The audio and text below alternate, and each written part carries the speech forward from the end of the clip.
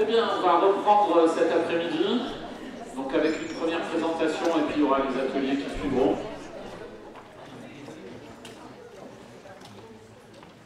Et là on laisse le blanc pour laisser la salle revenir dans l'attention. Et donc on va avoir une première présentation cet après-midi par Florence Bouch qui vient de l'Université de Marseille et qui nous fait souvent l'occasion de communiquer au sein des GIREC. Il y a beaucoup d'initiatives qui sont faites dans cette université et qui est intéressant de partager. Donc aujourd'hui, le thème que Florence va traiter, vous l'avez ici à l'écran, Pasteur, la molécule et son image, le chimiste et son image. Et donc je vais lui laisser tout de suite la parole pour une vingtaine de minutes. Merci Jérôme. En effet, l'idée de cette présentation cet après-midi, c'est de revenir, de se questionner en fait sur l'image que nous avons et que nos étudiants ont de Pasteur. Et d'essayer de voir si on peut questionner cette image, en fait, et est-ce que de questionner cette image a aussi un caractère formateur pour nos étudiants. Pour répondre à cette question, je vais vous présenter ce que nous avons proposé à nos collègues organiciens, un coparphysicien et moi, et qui se répartit sur 13 semaines de cours. Une première séance que l'on réalise tous les deux en duo, qui pour lui est la conclusion de son cours, qui est relatif en fait à l'optique ondulatoire de Fresnel, et qui me permet, moi, d'introduire le pouvoir rotatoire de quelques solutions. À l'issue de ce premier cours que nous illustrons par beaucoup d'expériences, nous distribuons aux étudiants un des articles publiés par Pasteur en 1850 et publié dans les annales de chimie et de physique, et nous leur demandons d'établir pendant 2 semaines des recherches bibliographiques pour essayer de nous montrer de quels paramètres physiques dépend le pouvoir rotatoire d'une solution sur une lumière polarisée, de choisir l'un de ces paramètres et de concevoir une expérience, un protocole expérimental qui leur permettra de mettre en évidence l'influence de ce paramètre physique.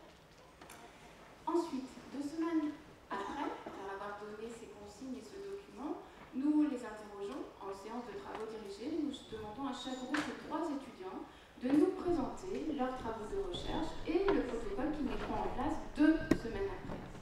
L'idée de cette séance de travaux dirigés, c'est de voir avec eux, de discuter avec eux aussi de leurs recherches bibliographiques et des bibliographies qui nous semblent pertinentes ou pas sur le sujet étudié, et d'essayer de voir comment nous pourrions aussi améliorer peut-être avec eux leur protocole expérimental. À l'issue de cette première séance expérimentale, nous leur donnons une deuxième consigne et nous leur demandons de concevoir un montage afin de mesurer maintenant le pouvoir rotatoire spécifique du glucose. De la même manière, nous les recevons en travaux dirigés, où ils nous présentent leurs travaux et leurs idées expérimentales qu'ils testent la semaine 8. Enfin, l'objectif de tout ce travail, c'est qu'ils arrivent à partir de l'article de Pasteur à reproduire l'une de ces expériences en salle de TP, et nous leur demandons de se focaliser sur l'acide tartrique et l'acide paratartrique. À l'issue de cette 3e séance expérimentale, nous leur distribuons 4 textes. 2 textes qui constituent en fait les traces écrites que nous avons de 2 conférences données par Pasteur en 1860 et en 1883 à la Société chimique de Paris, et 2 articles, l'un de Venthoff et le second de Lebel, qui ont été publiés en 1874 et en 1875. J'ai décidé de centrer ces 20 minutes de présentation sur l'idée, sur l'objectif que nous avons en leur distribuant ces 4 documents écrits. Alors la première question que vous pourriez me poser, c'est pourquoi leur donner à lire la conférence de Pasteur de 1860. Je vous avoue que c'est la première fois que j'ai lu cette conférence, j'ai été très marquée en tant qu'enseignante sur les qualités pédagogiques développées par Pasteur, et je n'ai pas pu m'empêcher de vous extraire une partie de cette conférence et de vous la lire pour que vous puissiez peut-être juste entrevoir ces qualités. Le quartz, me direz-vous, écrit Pasteur. Permettez-moi de présenter grossièrement, quoiqu'au fond avec justesse, la structure du quartz et celle des produits organiques naturels. Imaginez un escalier tournant dont les marches seraient des cubes ou tout autre objet superposable. Détruisez l'escalier et la dissymétrie aura disparu. La dissymétrie de l'escalier n'était que le résultat du mode d'assemblage de ces marches élémentaires. Tel est le quartz. Le cristal de quartz, c'est l'escalier tout construit. Il agit à ce titre sur la lumière polarisée. Mais le cristal est-il dissous, fondu, détruit dans sa structure physique de manière quelconque, sa dissymétrie se trouve supprimée et avec elle toute action sur la lumière polarisée. imaginez bien la suite de ce texte, c'est que pour expliquer la symétrie moléculaire, Pasteur va changer la nature des marches de son escalier tournant.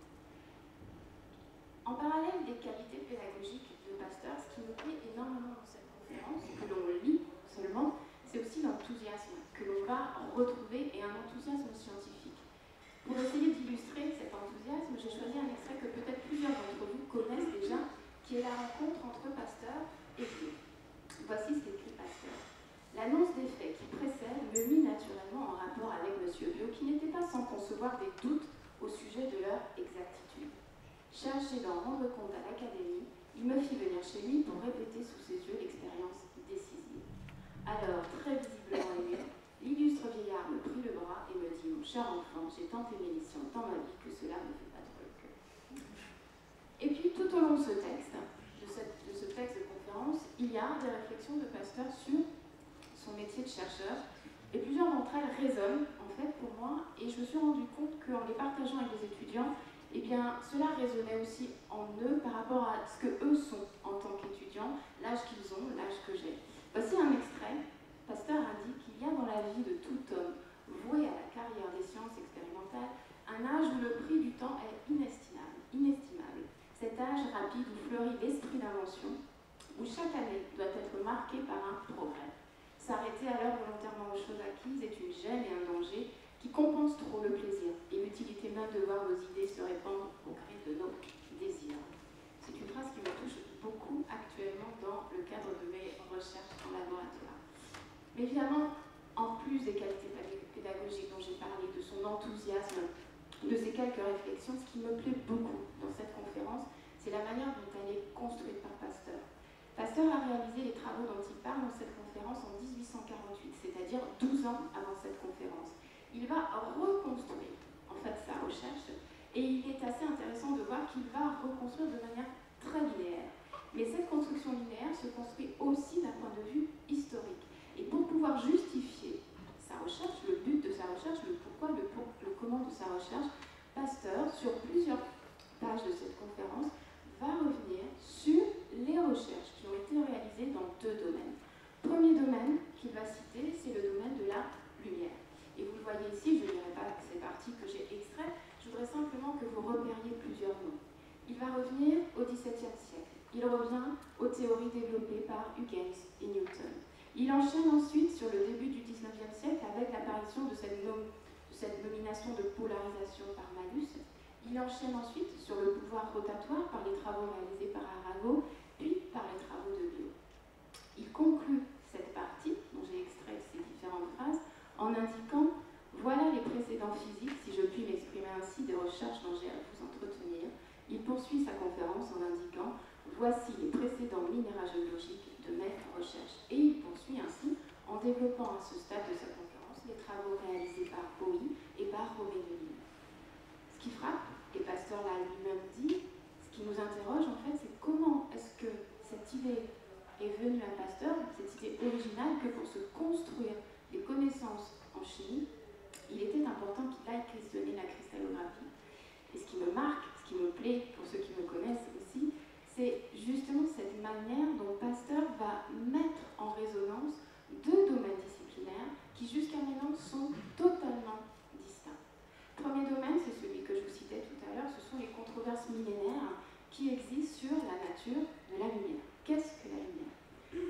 En parallèle de ce questionnement, il y a le questionnement des chercheurs en cristallographie qui essayent, à cette époque-là, de faire sortir du statut de monstre, je dirais, le cristal. Que fait Pasteur? Il va mettre en résonance, je le disais, ces deux domaines, et comment va-t-il le faire? Il va redécouper en fait le savoir. Et il va utiliser la technique du polarimètre, qui jusqu'à présent était une technique utilisée pour comprendre quelle était la nature de la lumière par les physiciens. Il prend cet appareil, cet outil de mesure, et il l'intègre au deuxième domaine de recherche dont je vous parlais, et maintenant ce polarimètre, qui était nécessaire aux physiciens pour comprendre la lumière, devient l'outil qui va lui permettre de comprendre la structure de la matière. On a mes yeux ici sur un des plus bels exemples historiques qui existent sur ce que nous appelons la transdisciplinarité. À ce stade, études de la conférence que j'accélère largement ici avec vous, il me semble important aussi avec les étudiants de questionner les chances que Pasteur a rencontrées pour arriver justement, vous le savez, à analyser ce qu'est l'acide paratartrique. 3 chances sont relevées dans le cas de Pasteur. Première chance, on le sait aujourd'hui, on connaît des milliers de mélanges racémiques et on sait bien que le dédoublement spontané n'existe que dans 9 cas sur 10. Pasteur a eu la chance de travailler sur l'un de ces dédoublements. Plusieurs années plus tard, Van Top démontrera même que ce dédoublement spontané au niveau de l'acide paratartrique ne peut être observé que jusqu'à 28 degrés Celsius. Imaginez donc simplement que Pasteur fasse ses expériences à Marseille en plein mois de juillet, il n'aurait pu observer aucun dédoublement.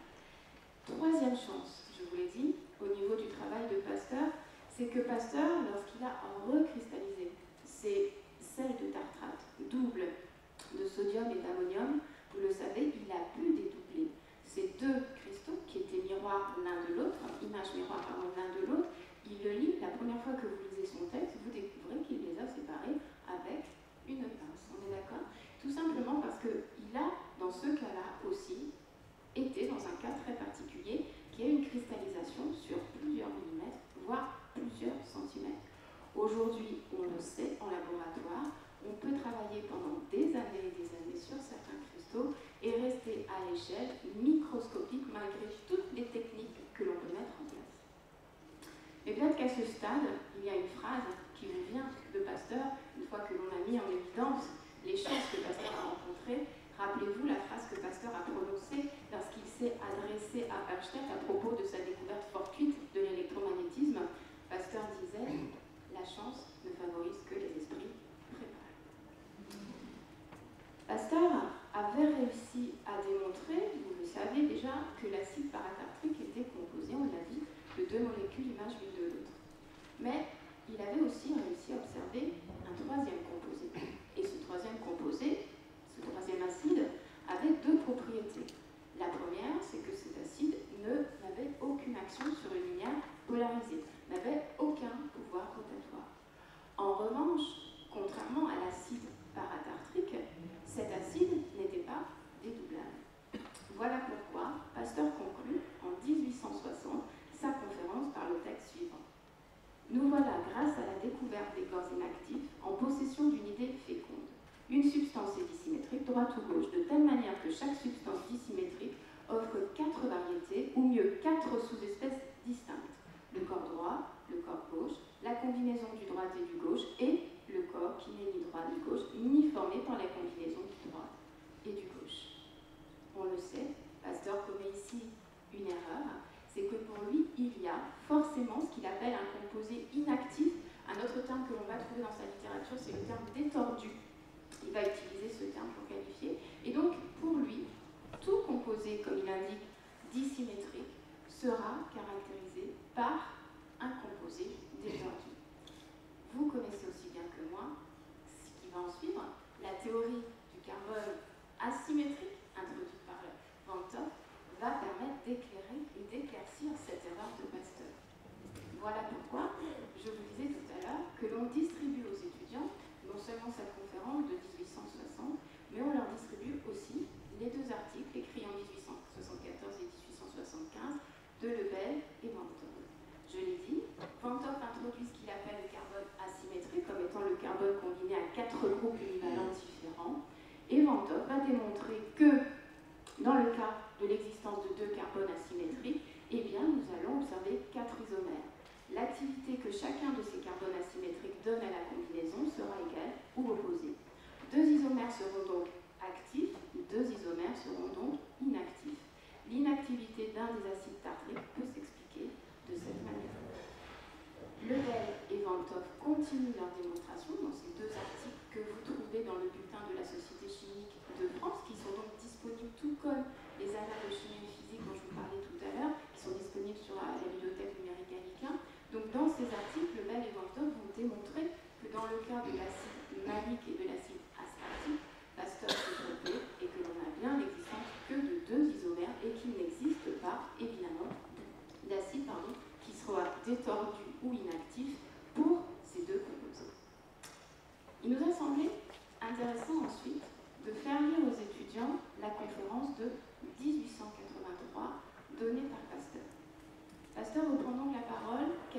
seulement 10 ans après que Lebel et Van 't Hoff aient publié la théorie du carbone asymétrique.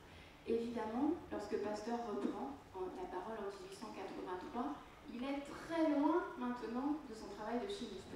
Il est entré dans la partie que nous connaissons mieux lorsque nous parlons de Pasteur, il est entré dans toute la partie de la microbiologie. Mais il prend la parole, il est invité à la Société chimique en France à nouveau pour prendre la parole, et voici le début de la conférence. Dans ces dernières années, nos connaissances sur les composés organiques et dissymétriques se sont enrichies de données nouvelles par les intéressants et remarquables travaux de 2 savants chimistes français formés par 2 de nos grandes écoles de chimie, M. Jungfleisch, élève de Berthelot, et M. Lebel, élève de M. Wurtz. Toutefois, lorsque j'entends parler de ces études, que je lis les ouvrages qui en rendent compte, il ne me paraît pas que la signification de leurs résultats soit toujours appréciée avec exactitude. Je voudrais donc essayer d'apporter dans le sujet un peu plus de rigueur. Et je suis en vérité fort reconnaissant au président de la Société chimique, M. Lott, de m'avoir permis de venir vous en entretenir familièrement. De nom, nous sommes au jeu, évidemment, dans cette introduction. Premièrement, c'est Wurtz, vous le savez, qui était un atomiste, un défenseur de la théorie de l'atome, tout comme l'avait été aussi Auguste Laurent, avec qui Pasteur a travaillé en 1846 dans le laboratoire de Maillard. Et en parallèle de Berthelot, Pasteur met le nom, en parallèle de Wurtz, pardon, Pasteur met le nom de Berthelot, qui, au contraire, vous le savez, était un attaquant de cette théorie de l'atome. Et il y a évidemment 2 noms qui ne vont pas apparaître dans cette conférence, et vous avez déjà deviné qui seront ces 2 noms. Il s'agit de Lebel et Van 't Hoff. Pasteur va réaliser sa conférence en 1880. Alors, je l'avoue, je trouve qu'il y a bien moins d'enthousiasme et beaucoup moins de réflexion que dans la première, donc je vous épargnerai ces quelques passages. Mais Pasteur va entièrement consacrer sa recherche, enfin sa recherche, oui, les travaux de sa recherche qu'il va exposer à l'acide paratartrique. Et va donc expliquer comment il a réussi à démontrer que l'acide paratartrique n'avait aucun pouvoir rotatoire puisqu'il était constitué de 2 isomères d'image l'un de l'autre. Et il fait silence totalement sur les travaux, sur le carbone asymétrique. Il ne revient pas sur les textes que je vous ai cités tout à l'heure.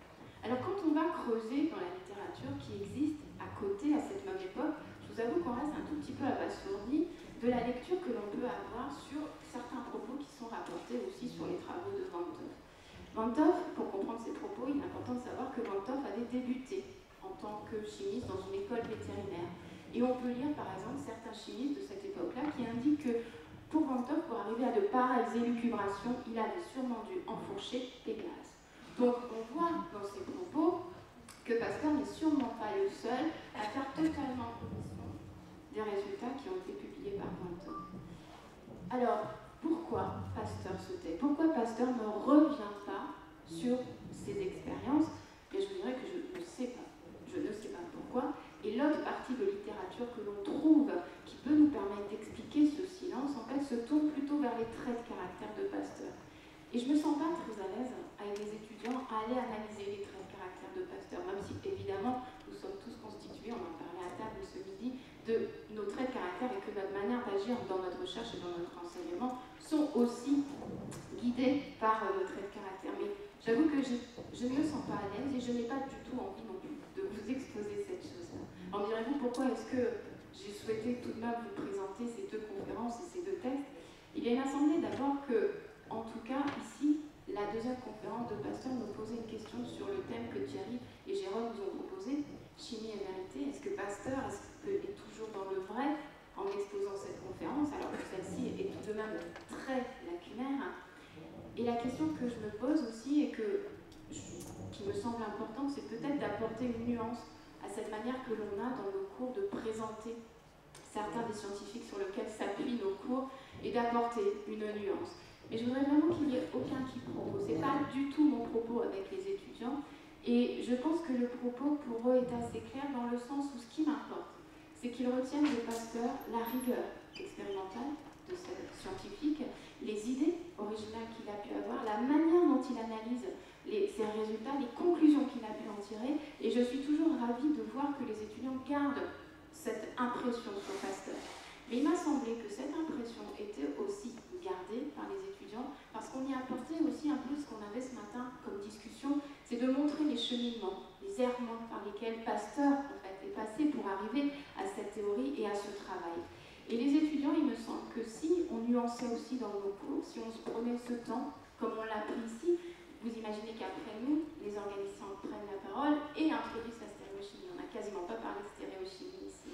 Mais l'idée, c'est aussi d'aider les étudiants à se former, je pense, un esprit scientifique, un esprit critique, et en tout cas au moins de leur amener une culture scientifique qui permet de regarder les théories que nous pouvons leur enseigner d'une manière, il me semble, plus pertinente. Je vous remercie de votre attention.